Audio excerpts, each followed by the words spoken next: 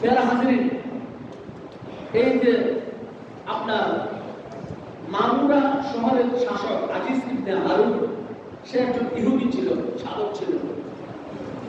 সে একদিন যেদিন ইমাম হুসাইন আলাইহিস সালামের মুস্তক মোবারক দ্বিখণ্ডিত হলো, ওই মামুরা শহরের শাসক আজিজ ইবনে হারুন নামক এই ইহুদি রাত্রে স্বপ্নে দেখলো মুসা আলাইহিস সালামকে। কাকে দেখলো? মুসা আলাইহিস সালামকে স্বপ্নে দেখলো। মুসা আলাইহিস সালামকে দেখে তিনি চিন্তিত হলো যে আপনি এত চিন্তিত কেন? মুসা আলাইহিস সালামকে প্রশ্ন করলেন। তখন মুসা আলাইহিস সালাম বললেন যে নবীর নাতি ইমাম হুসাইন আলাইহিস সালামকে শহীদ করেছেন, এই জন্য আমি চিন্তিত, এটা স্বপ্নে দেখলো রাত্রে। তখন মুসা আলাইহিস সালাম বললেন যে ইমাম হুসাইনের স্বাধীনকৃত দাসী তোমার কাছে আসবে, তুমি তার খেদমত করবা, তুমি তার কি করবা? খেদমতে আঞ্জাম দিবা।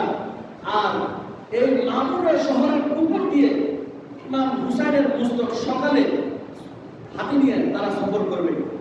মামুরা শহর তোমার এই শহরের উপর দিয়া ইমাম হুসাইনের মুস্তক হাতে নিয়ে পরে তারা কি করবে? শোভাযাত্রা করবে, মিছিল করবে, এই শহরের উপর দিয়ে তারা সফর করবে। আর ইমাম হুসাইনের এই স্বাধীনকৃত এই দাসীকে তুমি খেদমত করবা। আর কি করবা? এই ইমাম হুসাইনের মস্তকের কাছে গিয়া আমি মুসা আলাইহিস সালাম ইমাম হুসাইনকে সালাম দিয়েছি, এই সালামটা তুমি পৌঁছে দিবা। তাদেরকে বুঝতে পেরেছেন? তখন ওই মামুরা শাসক আজিজ ইবনে হারুন তিনি বলতেছে যে মুহাম্মদ কি সত্যিকারের আল্লাহর রাসূল? মুহাম্মদ কি সত্যিকারের রাসূল? তখন মুসা আলাইহিস সালাম বললেন তিনি তো নবীগণেরও রাসূল। বলে সুবহানাল্লাহ। মুসা আলাইহিস সালাম বলতেছেন তিনি তো সকল নবীগণেরও কি রাসূল, এবং আল্লাহ রাব্বুল আলামিন আহকামুল হাকিমিন যে আখির নবী মুহাম্মদুর রাসূলুল্লাহ সাল্লাল্লাহু আলাইহি ওয়াসাল্লামের উপর বিশ্বাস স্থাপন করার জন্য আল্লাহ তাআলা সকল নবীগণের কাছ থেকে ওয়াদা নিয়েছেন। সকল নবীগণের কাছে কি নিয়েছেন?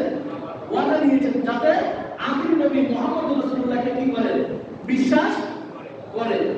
তখন এই কথা যখন বললেন, তখন এইদিকে তিনি বললেন যে যদি আখির নবীকে বিশ্বাস না করে তাহলে অনন্তকাল জাহান্নামের আগুনের মধ্যে কি জ্বলতে হবে। ওয়াদা তো নিয়েছেন, যদি কেউ অস্বীকার করে তাহলে জাহান্নামের আগুনের মধ্যে জ্বলতে হবে। এদিকে আপনার শিমুরের কাফেলা চলে আসলো, এসে ওই মামুরা শহরের পাশে পাহাড়ের নিচে তলদেশে বিশ্রাম করলো। আর এদিকে শিরিন তো ছিলেন যিনি ইমাম হুসাইনের দাসী ছিল। এই শিরিন বলতেছে, বলতেছে যে আমার কাছে কিছু স্বর্ণালঙ্কার আছে, এগুলো বিক্রি করে দিয়ে আপনাদের সকলকে আমি কাপড় কিনে দিব, আপনাদের সকলকে আমি কাপড় কিনে দেবো এই স্বর্ণালঙ্কার বিক্রি করে। তখন তার এই আগ্রহ দেখে সবাই খুশি হলো, সবাই খুশি হয়ে বললো ঠিক আছে যাও তোমার স্বর্ণালঙ্কার বিক্রি করে কাপড় নিয়ে আসো। এখন গেল বাজারে, গিয়ে দেখে কি এই মামুরা শহরের দরজা বন্ধ, ঢুকতে পারে না। তখন এই হারুন, এই আজিজ ইবনে হারুন গিয়া তিনি কি করলো? শহরের গেট খুলে দিল। খুলে দেওয়ার পর এখন বলল শিরিন তুমি একটু অপেক্ষা করো, একটু ধৈর্য ধারণ করো, আমি শহরের দরজা খুলে দিচ্ছি, তুমি বিক্রি করে তুমি কাপড় চোপড় নিয়ে নিও।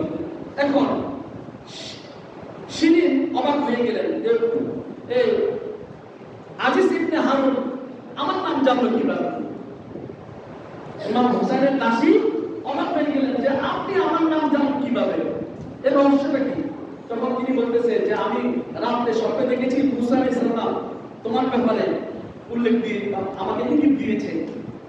মুসা আলাইহিস সালাম তোমার ব্যাপারে আমাকে কি দিয়েছে? ইঙ্গিত দিয়েছে।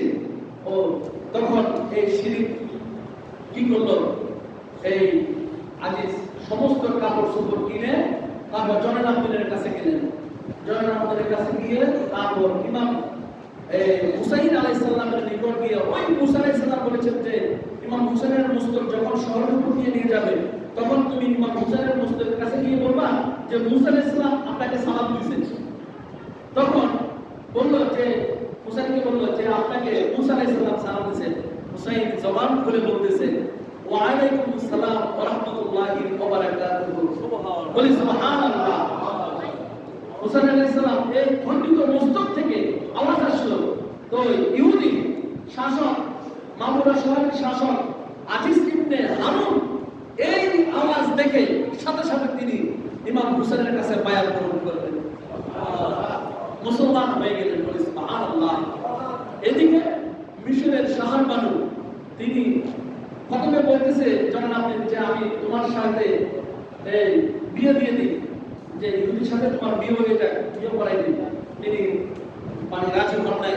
তিনি বলতেছেন যে আমি আহলে বাইতের সাথে থাকবো, বিনা আহলে বাইতের সাথে থাকলে যদি কষ্ট হয় আমি আনন্দ পাবো, কিন্তু তার সাথে আমি থাকবো না। তারপর মিশর থেকে এসেছে শহরবানু অনুরোধ করেছে যে তুমি তাকে কবুল করে নাও। তারপর এই ইমাম হুসাইনের দাসীর সাথে তারপর এই ইহুদির সাথে তাদের বিবাহ সম্পন্ন হয়ে গেল। বলে সুবহানাল্লাহ। তো এই ইহুদি ইমাম হুসাইনের জবান থেকে খণ্ডিত মস্তক থেকে সালামের উত্তর পেয়ে সে কি হলো? মুসলমান হয়ে গেল। এখন ইমাম হুসাইন কি জিন্দা না মুর্দা? ইমাম হুসাইন জিন্দা না মুর্দা? যারা বলে ইমাম হুসাইন মুর্দা তারাই মুর্দা, ঠিক কি না? কিন্তু ইমাম হুসাইন জিন্দা জীবিত, কিয়ামত পর্যন্ত ইমাম হুসাইন সদা সর্বদা জীবিত। বলে সুবহানাল্লাহ। আপনি যদি এখন ইমাম হুসাইনের এই খণ্ডিত মস্তক মুবারকের সামনে গিয়ে যদি আপনি ইমাম হুসাইনের সাহায্য দিয়ে যদি আল্লাহর কাছে চান, আল্লাহ তাআলা আপনার দিলের মনের আশা কবুল করে নেবে। বলে সুবহানাল্লাহ। কেননা ইমাম হুসাইন মরে না, ইমাম হুসাইন মরতে পারে না, ইমাম হুসাইন সদা সর্বদা জিন্দা জীবিত। আল্লাহ তাআলা আমাদের সকলকে আহলে বায়াতে রাসূলের ভালোবাসায় শিক্ষিত হয়ে আমাদের ঈমানকে, আমাদের তাহজিব তামাদ্দুনকে মজবুত করার তৌফিক দান করুন। সকলে বলি আল্লাহুম্মা আমিন। বেয়ারা হাজিরিন, বড় আফসোস, বড় দুঃখের বিষয় আমি আপনাদের সাথে বলবো